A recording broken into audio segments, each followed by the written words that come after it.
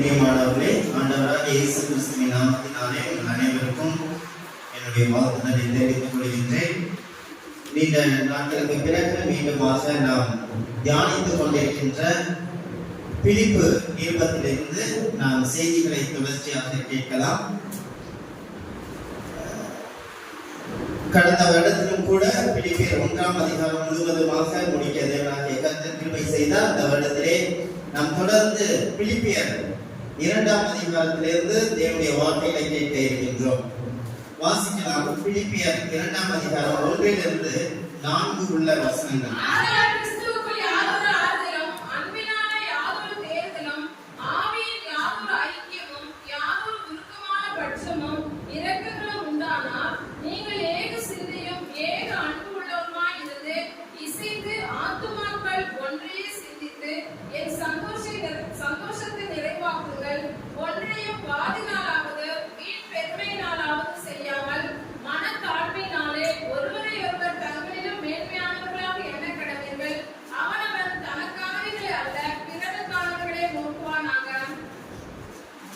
பிலிப்பு திருச்சபையானது பவுலுக்கு மிகவும் உறுதுணையான திருச்சபை.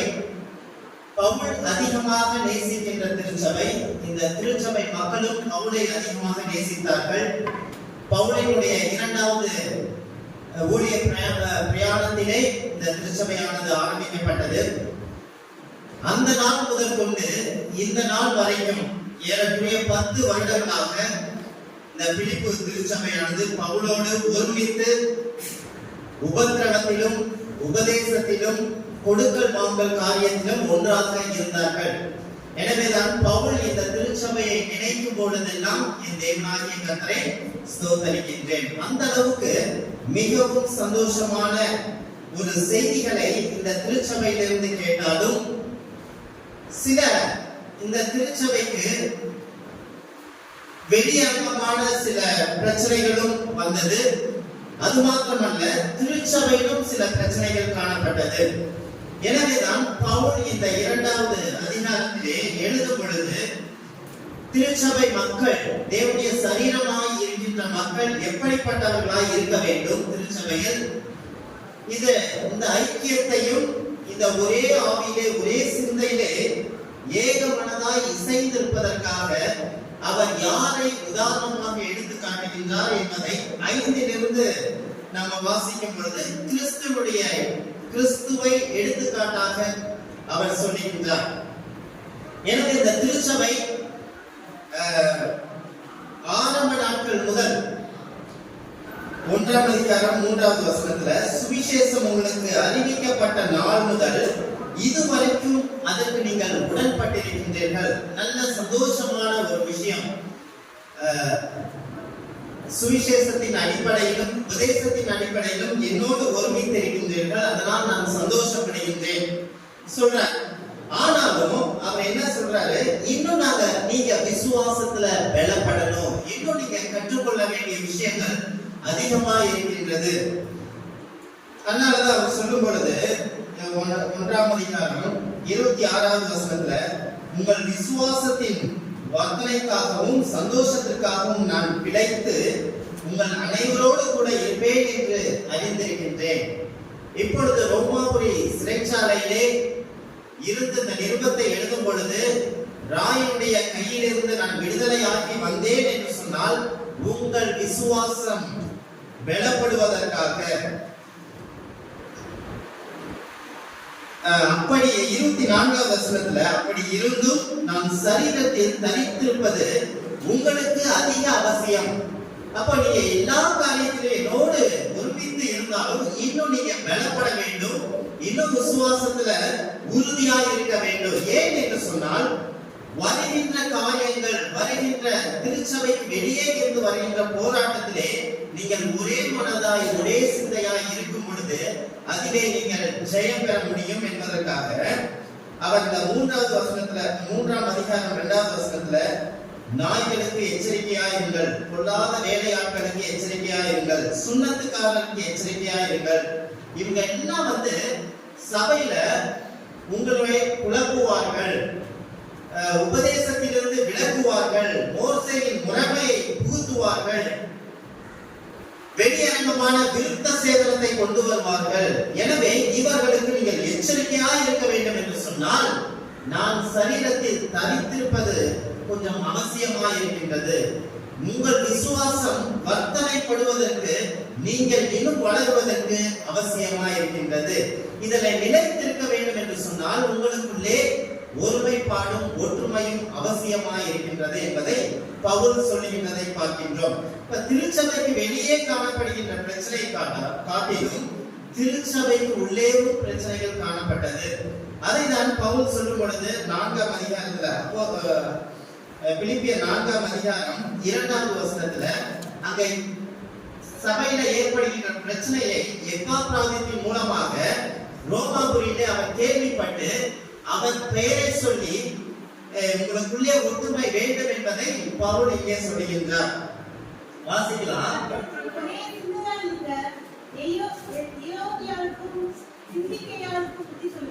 அப்போ கர்த்தருக்குள் ஒரே சிந்தையா இருக்கணும். இப்ப 2 பெண்களுக்கு இடையே திருச்சபையிலே பிரச்சனை காணப்பட்டது. நம்ம பழைய பழமொழி சொல்லுவார்கள், 2 மண்டைகள் ஒன்றா சென்றாலும் 2 கொண்டைகள் ஒன்றா செல்லாது. அப்போ திருச்சபையிலும் பெண்களால பிரச்சனைகள், பிரிவினைகள் இந்த திருச்சபையில காணப்பட்டது. அந்த சமயத்துல தான் இந்த பிரச்சனைகள் எல்லாம் ஏற்பட்டு வரப்போகின்ற வெளியே, திருச்சபைக்கு வெளியே வரப்போகின்ற பிரச்சனை எப்படிப்பட்டது என்பதை நீங்கள் அறிந்திருப்பீர்கள் என்று சொன்னால், நீங்கள் ஒரே ஆவியிலே ஒரே சரீரத்திலே ஏக மனதாய் இருந்தால் மாத்திரமே நீங்கள் பலப்பட்டு எதிர்கொள்ள முடியும் சுவிசேஷத்திற்காக. நீங்கள் அதனாலதான் 1ஆம் அதிகாரம் 27ல நீங்கள் ஒரே ஆவியிலே உறுதியாய் நின்று ஒரே ஆத்துமாவினாலே சுவிசேஷத்தின் விசுவாசத்திற்காக போராட வேண்டும். இந்த போராட்டம் இனி வருகின்ற காலங்களிலே உங்களுக்கு உண்டு. இதைதான் கிறிஸ்துவும் சீஷர்களுக்கு இந்த உலகத்தை விட்டு கடந்து செல்லும் பொழுது இந்த உலகத்திலே போராட்டம் உண்டு என்பதை தீர்க்க தரிசனமாக சொன்னார். அதிலே திடன் பெற வேண்டும், அதிலே பரிசுத்த ஆவியானவருடைய உதவியை நான் அனுப்புகிறேன் என்று சொல்லி இந்த உலகத்தை விட்டு கடந்து சென்றார். அப்போ இந்த திருச்சபைக்கு வெளியே மாத்திரமல்ல, திருச்சபைக்கு உள்ளேவும் ஐக்கியம் இல்லாமல் பிரிவினைகள் காணப்பட்டது. இந்த பிலிப்பு திருச்சபை எல்லா விதத்திலும் சந்தோஷமாய் இருந்தாலும் உள்ளே காணப்படுகின்ற பிரச்சனைகளை குறித்து அவர் சொல்லும் பொழுது 2ஆம் அதிகாரம் 1வது வசனத்தில் அவர் இவ்விதமாக ஆரம்பிக்கிறார்.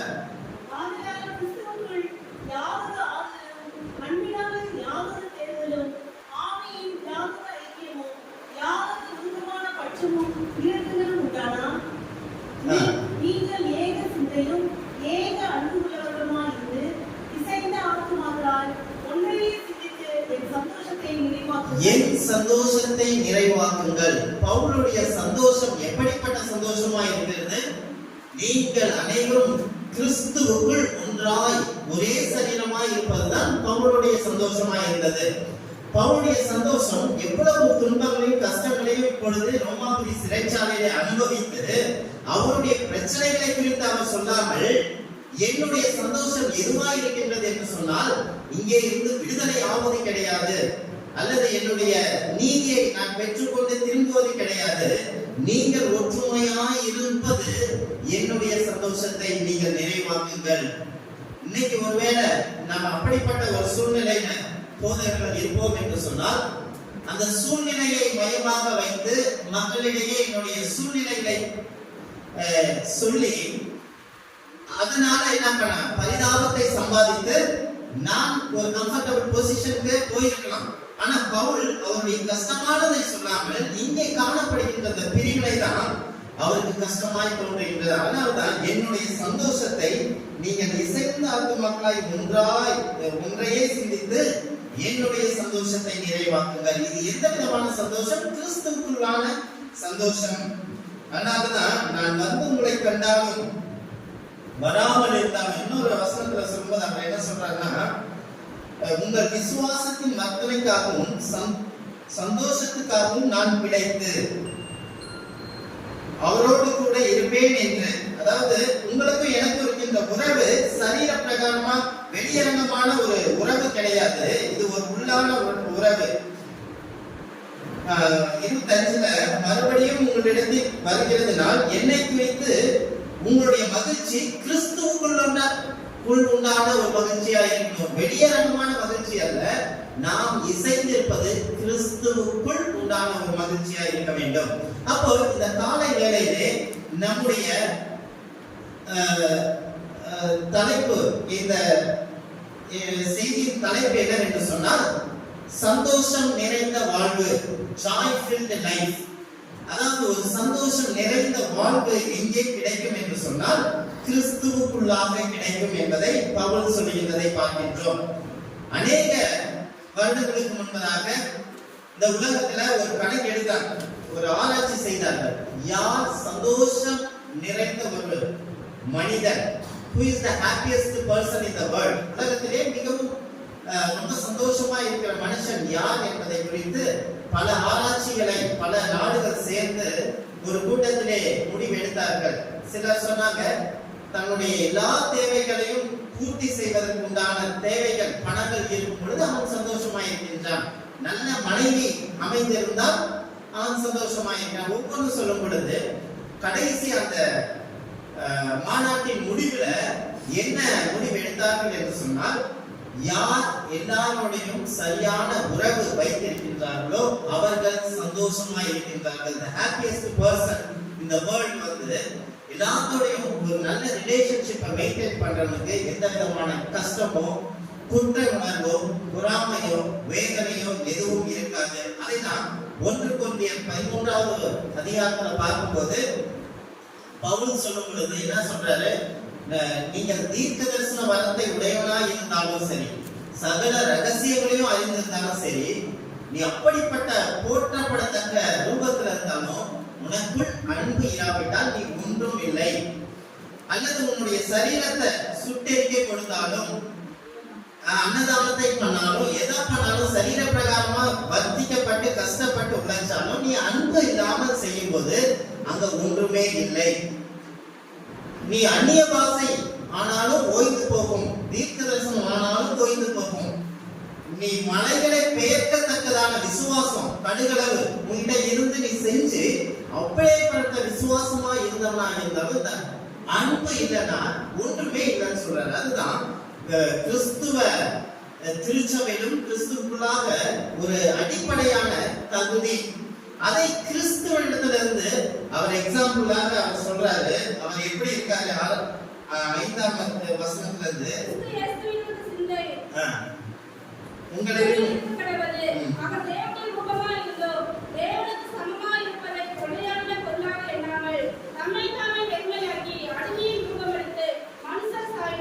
அவர் அப்பேற்பட்ட கடவுள் எல்லாவற்றையும் விட்டு அந்த அன்பின் நிமித்தமாக அடிமையின் ரூபம் எடுத்து மனுஷ சாயலானார்.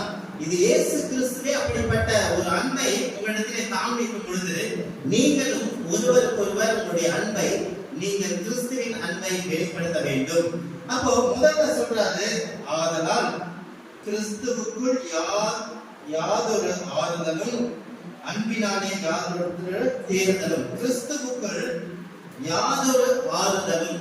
அப்ப கிறிஸ்துவுக்குள் என்கின்ற வார்த்தை, அவருக்குள்ளான ஆறுதலை நாம் எப்படி பெற்றிருக்கின்றோம் என்பதை குறித்து அவர் சொல்லும் பொழுது, சுவிசேஷம் மட்டுமே ஒருமைப்பாட்டை கொண்டு வர முடியும்.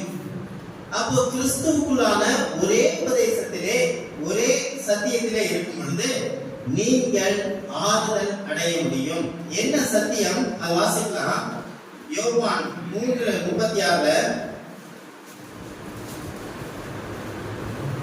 குமாரனிடத்தில் விசுவாசமாய் இருக்கிறவன் நித்திய ஜீவனை உடையவனாய் இருக்கிறான். குமாரனை விசுவாசியாதவனோ ஜீவனை காண்பதில்லை. தேவனுடைய கோபம் அவன் மேல் நிலைநிற்கும் என்றார். அப்போ இந்த விசுவாசத்தை, குமாரனை விசுவாசிப்பது ஒரு பெரிய ஆசீர்வாதம் என்று பவுல் சொல்லுகின்றார். அப்ப குமாரனை விசுவாசிப்பதற்கு அந்த விசுவாசத்தை தொடங்குகிறவர் இயேசு கிறிஸ்து. அவர் தேவனுடைய குமாரன் என்பதை விசுவாசத்தை நமக்குள்ளாக வர்த்திக்க பண்ணுவது இயேசு கிறிஸ்து. அந்த விசுவாசம் என்ன விசுவாசம்? அவருடைய ரத்தத்தினாலே நம்மை கழுவி எடுத்திருக்கின்றார். அப்போ தேவனுடைய கோபாக்கினையிலிருந்து விடுதலையாக்கப்பட்டீர்கள். அவருடைய ரத்தத்தினாலே கழுவப்பட்ட திருச்சபை. நீங்கள் தேவனுடைய கோபாக்கினையோ அவருடைய ஆக்கினைக்கு தீர்ப்பிலிருந்து விடுதலையாக்கப்பட்டவர்கள் என்று நீங்கள் ஒருவரை ஒருவர் உடைய எண்ணத்திலே நீங்கள் சிந்தையிலே சிந்திக்க வேண்டும்.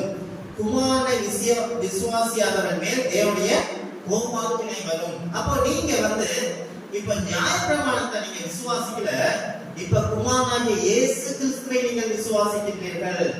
என்னுடைய சுவிசேஷத்திற்கு நீங்கள் பங்காளிகளாய் இருக்கின்றீர்கள். என்னுடைய சுவிசேஷ உபதேசத்திலே கிருபையினாலே விசுவாசத்தை கொண்டு ரட்சிக்கப்பட்டீர்கள் என்பதிலே நீங்கள் தெளிவுள்ளவர்களாய் இருக்கின்றீர்கள். எனவே இந்த ஐக்கியமானது, இந்த சந்தோஷம், இந்த இதிலே நீங்கள் ஆறுதல் அடைய வேண்டும். மற்ற வெளியரங்கமான காரியத்திலே நீங்கள் ஆறுதல் அடையக்கூடாது. ஏன் என்று சொன்னால் நீங்கள் பரலோகத்திற்கு பிரதிகளாக இருக்கின்றீர்கள் என்று பவுல் சொல்லுகின்றார். இவர்கள் பிலிப்பு திருச்சபையிலே இருந்தாலும் ரோமருடைய கட்டுப்பாட்டிலே இந்த பிலிப்பு பட்டணமாய் இருந்தபடினாலே, அவருடைய ஆட்சியின் கீழே இருந்தனாலே இவர்கள் நாங்களும் ரோமாபுரி மக்கள் என்று அடையாளப்படுத்திக் கொண்டார்கள். அவருடைய மொழியை பேசினார்கள், அவருடைய உடையை உடுத்தினார்கள், அவருடைய கலாச்சாரத்தை கொண்டு வந்தார்கள். அதனாலதான் பவுல், நீங்கள் இந்த உலகத்திற்கென்று கொடுக்கப்பட்டவர்கள் அல்ல. 2ஆம் அதிகாரம் நினைக்கிறேன், இல்ல 3ஆம் அதிகாரம் 20வது வசனத்துல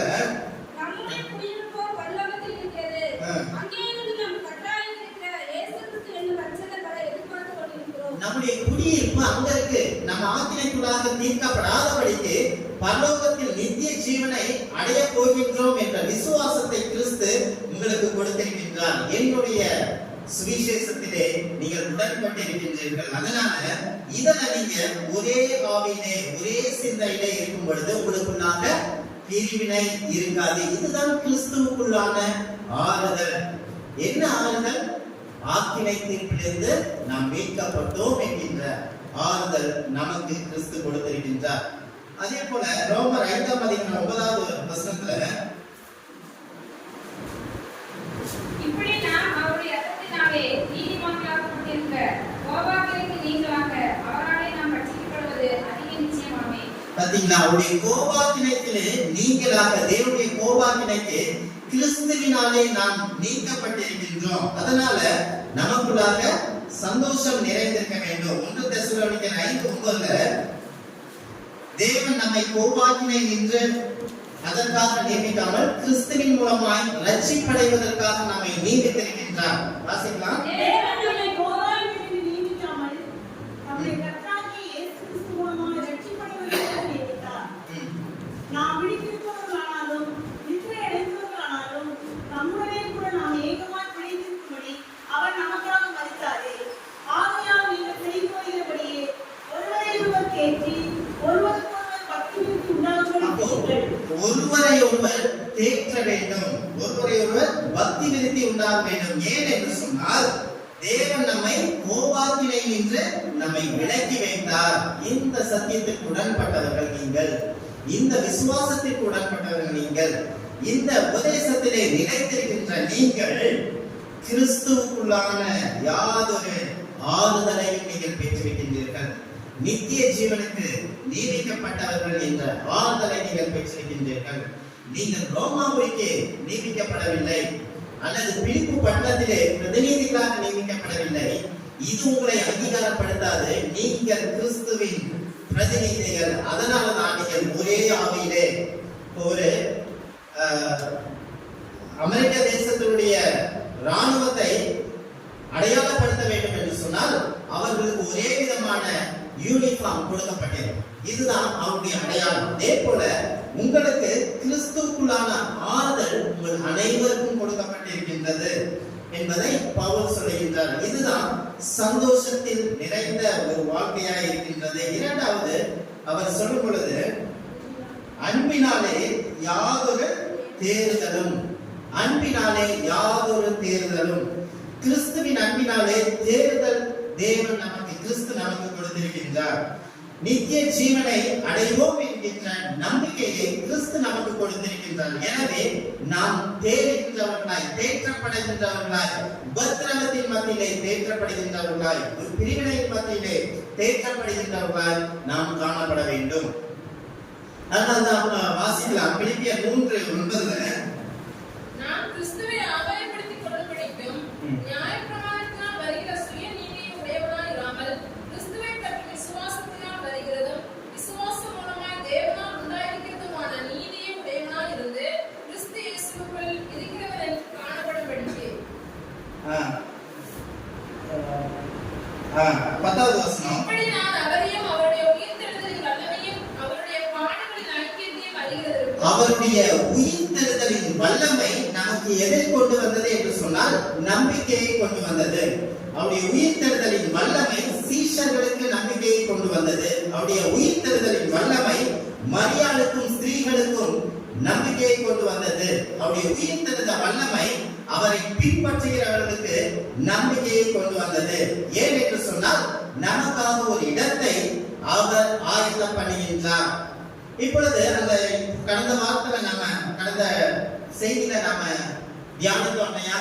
யோவான் 16ஆம் அதிகாரத்துல இயேசு கிறிஸ்து இந்த உலகத்தை விட்டு கடந்து செல்வதற்கு முன்பதாக சரீர பிரகாரமான பிரிவினையை சீஷர்களிடத்திலிருந்து பிரியும் பொழுது அவர்கள் இடரல் அடைந்தார்கள், கலங்கினார்கள். அதற்காக தான் நான் போய் உங்களுக்கு ஒரு தேற்றரவாளனை அனுப்புகின்றேன். அப்ப நீங்கள் கிறிஸ்துவுக்குள் தேறினவர்கள், தேற்றப்படுகின்றவர்கள். அதுதான் கம்ஃபர்ட் ஃப்ரம் லவ், கம்ஃபர்டர், தேற்றரவாளன். அப்போ இந்த அன்பினாலே கிறிஸ்து நமக்கு தேற்றரவாளனை அனுப்பி வைத்திருக்கின்றார். அதுதான் யோவான் 16:7 சொல்றாரு. நான் உண்மையை சொல்கிறேன், நான் போகிறது உங்களுக்கு பிரயோஜனமாய் இருக்கும். நான் போகாதிருந்தால் தேற்றரவாளன் உங்களிடத்தில் வரார். நான் போவேனே அன்றி அவரை முடித்து அனுப்புவேன். அப்போ இனி இந்த திருச்சபைக்கு வெளியே இருந்து வருகின்ற உபத்திரவங்கள், யூதர்கள் மூலமாக வருகின்ற உபத்திரவங்கள், ரோமாபுரியிலே ஒரு கூட்ட மக்கள் எனக்கு விரோதமாக சென்றார்களே அவர்கள் மூலமாக வருகின்ற உபத்திரவங்களை நீங்கள் எதிர்காலத்திலே நீங்கள் ஃபேஸ் பண்ண வேண்டிய அவசியமா இருக்கிறது. அப்போ நீங்கள் எதிர்காலத்தில் வருகின்ற பிரச்சனையிலே உறுதியாய் தரித்திருப்பதற்கு கிறிஸ்துவுக்குள்ளான தேர்தல் உங்களுக்கு அவசியமா இருக்கின்றது. இந்த தேற்றரவாளனை கிறிஸ்து நமக்காக, இந்த பரிசுத்த ஆவியானவரை நமக்கு அனுப்பி வைத்திருக்கின்றார், நம்மை தேற்றுகின்றார்.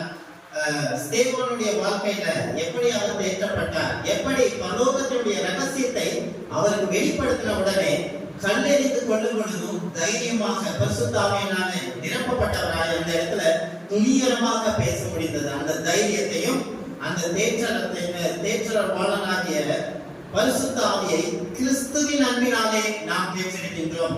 கிறிஸ்துவின் அன்பினாலே நித்திய ஜீவனுக்குள்ளாக கடந்து செல்வதற்கான நம்பிக்கையை இந்த தேற்றரவாளன் நமக்கு கொடுத்திருக்கின்றார். வாசிக்கலாம் 2 தெசலோனிக்கேயர் 2ஆம் அதிகாரம் 14 17 உள்ள வசனங்கள்.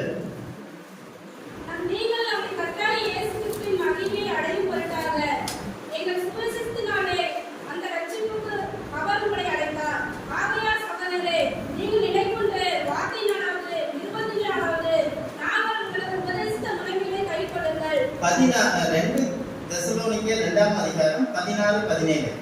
நம்முடைய கர்த்தராகிய இயேசு கிறிஸ்துவும் நம்மிடத்தில் அன்பு கூர்ந்து நித்திய ஆறுதலையும் நல் நம்பிக்கையையும் கிருபையாய் நமக்கு கொடுத்திருக்கிற நம்முடைய பிதாவாகிய தேவனும் உங்கள் இருதயங்களை தேற்றி எல்லா நல்வசனத்திலும் நற்கிரியையிலும் உங்களை ஸ்திரப்படுத்துவாராக.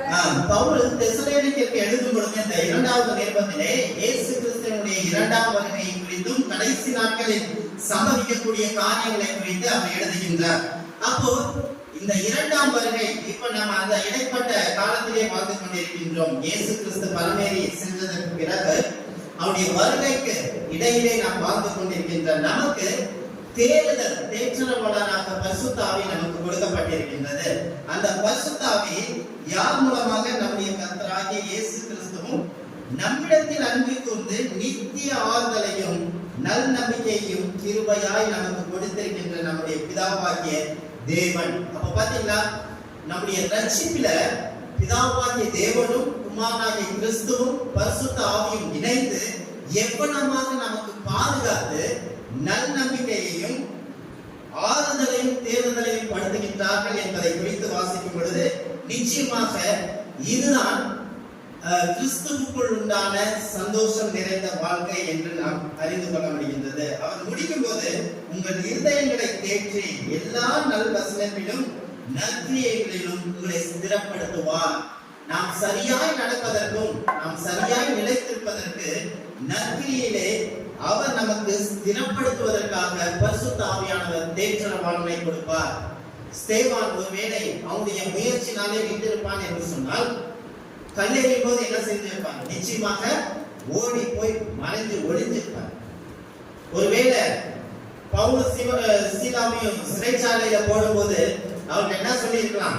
இல்ல இதுவே எங்களுக்கு சம்மதம் இல்லை, எங்க விட்டுன்னு சொல்லி பயந்து போயிருக்கலாம். ஆனா அவர்களுக்கு தைரியத்தையும் தேற்றத்தையும் கொடுப்பது பரிசுத்த ஆவியானவர். ஏன் என்று சொன்னால் அவர்கள் ஆசியாவுக்கு போக வேண்டும் என்று தீர்மானித்தார்கள். ஆனால் பரிசுத்த ஆவியானவருடைய ஏவுதலின் மூலமாக அவங்க எங்க போறாங்க? ஐரோப்பா, இங்க பிலிப்பு பட்டணத்துக்கு போறாங்க. அந்த பிலிப்பு பட்டணத்துல அந்த பரிசுத்த ஆவியானவர் எவ்வளவாக தேற்றுகின்றார் பாத்தீங்களா? இதுதான் இந்த தேற்றவாளன் உங்கள் அனைவருக்குள்ளும் இருப்பான் என்று சொன்னால் ஏன் உங்களுக்குள்ளாக பிரிவினைகள்? ஏன் சிந்தியாளுக்கும் எயோதியாளுக்கும் பிரச்சனைகள், பிரிவினைகள்? இது கிறிஸ்துவுக்குள்ளான ஐக்கியம் அல்லவா? உங்களுடைய சரீர பிரகாரமான ஐக்கியம் கிடையாது, அல்லது இந்த உலக பிரகாரமான சுயமான ஐக்கியம் கிடையாது. எல்லாவற்றையும் எல்லாரையும் ஒரே ரத்தத்தினாலே மீட்டெடுத்தாரே, அதிலே உயர்ந்தவன் தாழ்ந்தவன் யாரும் இல்லையே. ரீதியால் ரத்தாம்பரத்தை விற்பவர் இருந்தாலும், சாதாரண அடிமை பெண்ணாக இருந்தாலும், ஜெயில் வார்டனாக இருந்தாலும், எல்லாரும் திருச்சபையில் இருக்கும் பொழுது எந்த விதமான வேற்றுமையும் இல்லாமல் பரிசுத்த கண்களோடு மாத்திரமே இவர் பார்த்து எழுதுகிறார் அல்லவா? அப்போ உங்களுக்குள்ள இப்படிப்பட்ட கிறிஸ்துவுடைய ஐக்கியம் உங்களுக்குள்ள இருக்கும்போது ஏன் பிரிவினை என்பதை குறித்து அவர் சொல்லுகின்றார். அப்போ இந்த காலை வேளையிலே நமக்கு இந்த நிருபத்தின் மூலமாக பவுல் இந்த திருச்சபைக்கு சொல்லப்பட்ட காரியங்கள் இன்றைக்கும் நம்முடைய திருச்சபைக்கும் தேவையாக இருக்கின்றது. ஆதலால் கிறிஸ்துவுக்குள் யாதொரு ஆறுதலும், அன்பினாலே யாதொரு தேர்தலும், ஆவியின் யாதொரு ஐக்கியமும், யாதொரு உருமான பட்சமும் இரக்கங்களும் உண்டானால் நீங்கள் ஏக சிந்தையும் ஏக அன்பும் உள்ளவர்களாய் இருந்து இசைந்த ஆத்மாக்களாய் ஒன்றையே சிந்தித்து என்னுடைய சந்தோஷத்தை நிறைவாக்குங்கள் என்று சொல்லி பவுல் இந்த திருச்சபைக்கு எழுதுகின்றார். மூன்றாவதாக அவர் சொல்லுகின்ற போது ஆவியின் யாதொரு ஐக்கியமும், the participation in the spirit. அப்ப கொண்டு பட்டணத்திலும் சரி நிறைய திருச்சபையில பிரிவினைகளை அதிகமாக பார்த்தாங்க. குறிப்பாக கொரிந்து திருச்சபையில பார்க்கும்போது அநேக பிரிவினைகள் காணப்பட்டது. அதை வாசிக்கலாம். 1 கொரிந்தியர் 1:12.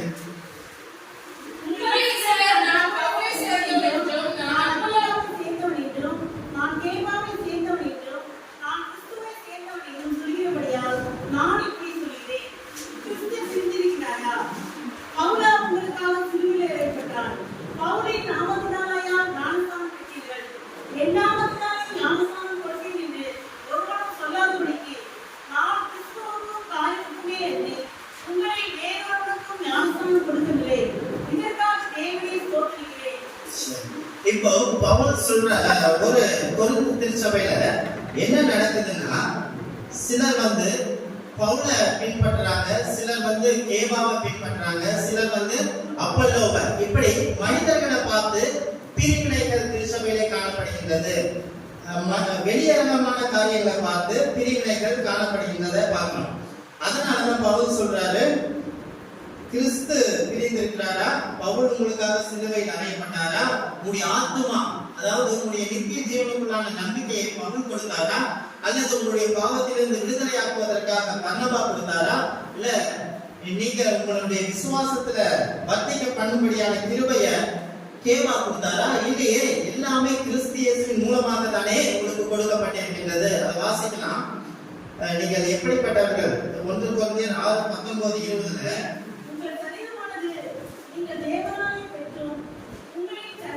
இருக்கிற பரிசுத்த ஆவியினுடைய ஆலயமாய் இருக்கிறது என்றும் நீங்கள் உங்களுடையவர்கள் அல்லவென்றும் அறியீர்களா?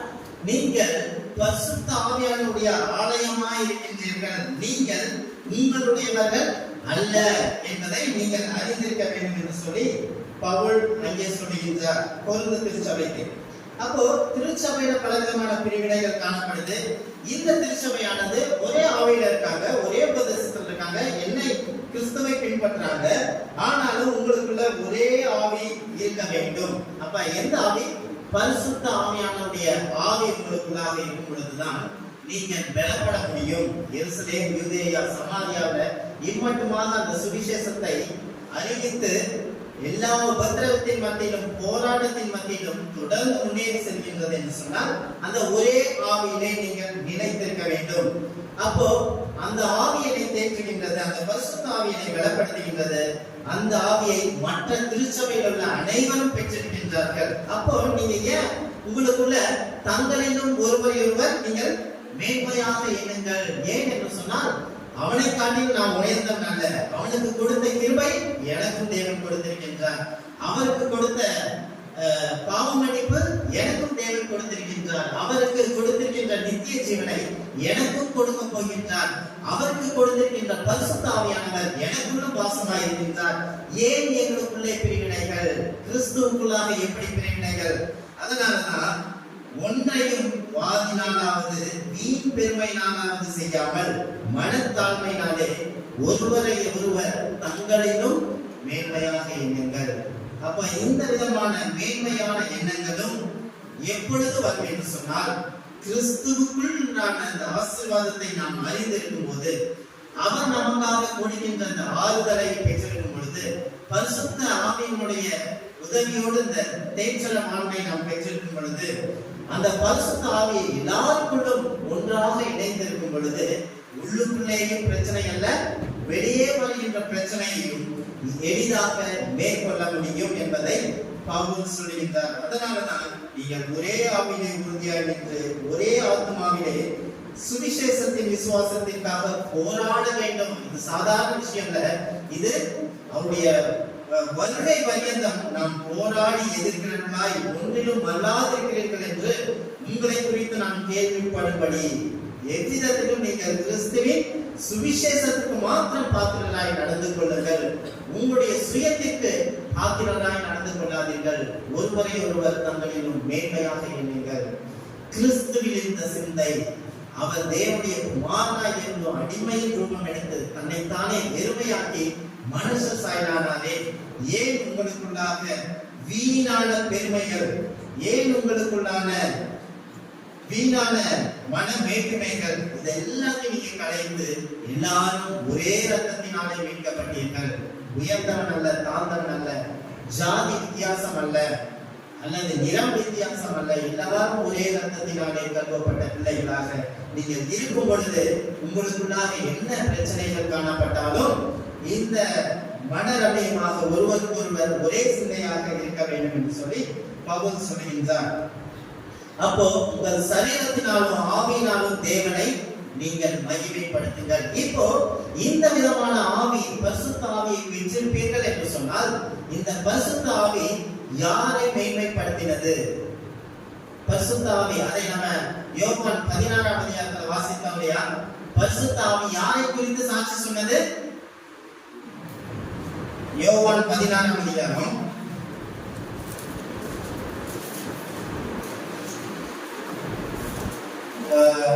13ல இருந்து. சத்திய ஆவியாகிய அவர் ஒருவரே சகல சத்தியத்திற்குள்ளும் உங்களை நடத்துவார். அவர் தம்மை சுயமாய் பேசாமல் நாம் கேள்விப்பட்டவைகள் யாவையும் சொல்லி வரப்போகிற காரியங்களை உங்களுக்கு அறிவிப்பார். அவர் என்னுடையதை எடுத்து உங்களுக்கு அறிவிப்பதினால் என்னை மகிமைப்படுத்துவார். அவர் என்னுடையவைகளிலிருந்து எடுத்து உங்களுக்கு அறிவிக்கப்படுவதினாலே கிறிஸ்து மகிமைப்படுகின்றார். அப்போ இந்த வேதாகமத்தின் காரியத்தை நமக்கு விளக்குவதினாலே நாம் கிறிஸ்துவை அறிந்து கொள்கின்றோம், பிதா யார் என்பதை புரிந்து கொள்கின்றோம். வேதாகம கல்லூரியோ அல்லது பெரிய புத்தகங்களோ நம்மை அவ்விதமாக வழி நடத்த முடியாது.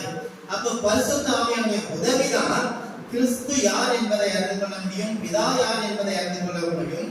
இதை அறிந்து கொள்ளும் பொழுதுதான் நாம் கிறிஸ்துவை மகிமைப்படுத்த முடியும், கிறிஸ்துவைக்கு சாட்சியுள்ளவர்களாய் இருக்க முடியும். இந்த பரிசுத்த ஆவி கிறிஸ்துவை குறித்து வரப்போகின்ற காரியங்களை பேசுவார். இன்றைக்கு நம்முடைய உலகத்திலே நாம் யாரை குறித்து பேசுகின்றோம்? என்னுடைய ஊழியத்தை குறித்து பேசுகின்றோமா, அல்லது என்னுடைய தகப்பனாரின் ஊழியத்தை குறித்து பேசுகின்றோமா, அல்லது எனக்கு தெரிந்த அந்த நண்பர்கள் இவர்கள் செய்கின்ற ஊழியத்தை குறித்து பேசுகின்றோமா? அவர்களை குறித்து பேசாது இந்த பரிசுத்த ஆவியானவர். இந்த பரிசுத்த ஆவியானவர் என்னுடையவைகளிலிருந்து எடுத்து உங்களுக்கு அறிவிப்பார். அவர் என்னுடையதிலிருந்து எடுத்து உங்களுக்கு அறிவிப்பதினால் என்னை மகிமைப்படுத்துவார். அப்போ பரிசுத்த ஆவியானவர் உங்களுக்குள்ளாக இருக்கும்போது திருச்சபையில நீங்க உங்களை குறித்து பேச மாட்டீங்க, என்னை குறித்து பேசுவீர்கள்.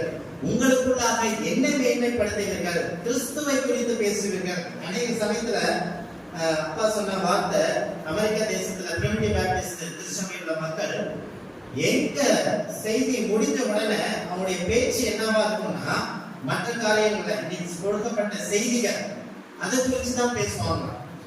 எங்க போன்ல பேசினாலும் இன்னைக்கு அங்க என்ன செய்தி இருந்தது, இன்னைக்கு இங்க என்ன செய்தி, அதை குறித்து மகிமைப்படுத்துவார்களாம். இது எவ்வளவு ஒரு மகத்துவமான காரியங்கள். இதுதான் பரிசுத்த ஆவியானவர் நிறைந்த வாழ்க்கை. அப்போ உங்களுக்குள்ளே இந்த ஆவி இருக்கும் பொழுது உங்களுக்குள்ள வீண் பெருமை இருக்காது, மனத்தாழ்மையினாலே இருப்பீர்கள், மன மேட்டிமை இருக்காது. அவனவன் தனக்கானவைகளை அல்ல பிறனுக்கானவைகளை மட்டும்தான் நோக்குவான். கிறிஸ்து இயேசுவில் இருந்த சிந்தை தான் உங்களிலும் இருக்க வேண்டும் என்று சொல்லி நான் விரும்புகின்றேன். எனவே இந்த சிந்தையிலே நீங்கள் ஏக சிந்தையும் ஏக அன்புள்ளவர்களாய் இருந்து இசைந்த ஆத்மாக்களாய் ஒன்றையே சிந்தித்து என் சந்தோஷத்தை நிறைவாக்குங்கள். அப்பொழுது உள்ளான பிரச்சனைகளுக்கும் வெளியான பிரச்சனைகளுக்கும் இந்த ஒற்றுமையானது உங்களுக்கு உதவி செய்கின்றதாய் காணப்படுகின்றது. இந்த ஒற்றுமையானது, இந்த ஐக்கியமானது கிறிஸ்துவுக்குள்ளான ஐக்கியம். இந்த ஐக்கியத்தை நாம் எப்படி பெற்றிருக்கிறோம் என்று சொன்னால், யாதொரு உருக்கமான பட்சமும் இரக்கங்களாலும் உண்டாயிருக்கின்றது. அப்போ கிருபையினாலே விசுவாசத்தை கொண்டு ரட்சிக்கப்பட்டீர்கள், உங்களால் உண்டானதல்ல. அவருடைய இரக்கத்தின் மூலமாக, அவருடைய கிருபையினாலே அவர் நமக்குள்ளாக யாதொரு தேர்தலும் ஏதாவது இருக்கும் என்று சொன்னால், யாதொரு ஆறுதலும் யாதொரு தேர்தலும் ஆவியில் ஐக்கியம் இருக்கும் என்று சொன்னால், நீங்கள் அதை அறிந்திருப்பீர்கள் என்று சொன்னால், ஏக மனதாய் அதை மட்டுமே நீங்க ஒரே purpose, one purpose, one goal, நீங்கள் ஏக சிந்தையும் ஏக அன்புள்ளவர்களாய் இருந்து இசைந்த ஆத்மாக்களாய் ஒன்றையே சிந்தித்துக் கொண்டிருங்கள். அப்பொழுது என்னுடைய சந்தோஷம் நிறைவாய் இருக்கும் என்று பவுல் சொன்னார். இந்த காலை வேளையிலே நம்முடைய திருச்சபையிலே நாம் ஆராய்ந்து பார்ப்போம். எப்படிப்பட்ட குணாதிசயத்திலே திருச்சபைக்கு வருகின்றோம், எப்படிப்பட்ட பிரச்சனைகள் சக விசுவாசிகளோடு காணப்படுகின்றது. நமக்கும் தேவனுக்கும் சரியான உறவு இருக்கும்போது நமக்கும் சக விசுவாசிகளுக்கும் சரியான உறவு காணப்படும். அவருடைய ரத்தத்தினாலே மற்றவர்களை மீட்டெடுத்தார். அதே பரிசுத்த ஆவி அவருடைய உள்ளத்தில் வாசமாய் இருக்கின்றது. எனவே நீங்கள் அந்த கிறிஸ்துவை மகிமைப்படுத்துகிறவர்களாக காணப்பட வேண்டும். உங்களுக்குள்ளே மேன்மை இருக்கக்கூடாது. ஒருவரை ஒருவர் தங்களிலும் மேன்மையாக எண்ணும் பொழுது நமக்குள்ளே பிரிவினைவாதங்கள், பிரச்சனைகள் இருக்காது, உபதேச குழப்பங்கள் இருக்காது. எனவே தெரிந்த புத்தியுள்ளவர்களாய் வரப்போகின்ற பிரச்சனைகளை நாம் போராடி எதிர்கொள்ள வேண்டும் என்று சொன்னால், நமக்குள்ளே திருச்சபையாக ஐக்கியம் காணப்பட வேண்டும். இந்த நாளிலே நமக்குள்ளாக இப்படிப்பட்ட கசப்புகள் இருக்கும் என்று சொன்னால், தேவனுடைய சமயத்திலே அறிக்கையிட்டு ஒருவரை ஒருவர் நம்முடைய கசப்புகளை நாம் சொல்லி சமரசம் ஆவது தேவனுடைய சித்தமாய் இருக்கின்றது. தேவன் தாமே இந்த வார்த்தைகளை ஆசீர்வதிப்பாராக. ஆமென்.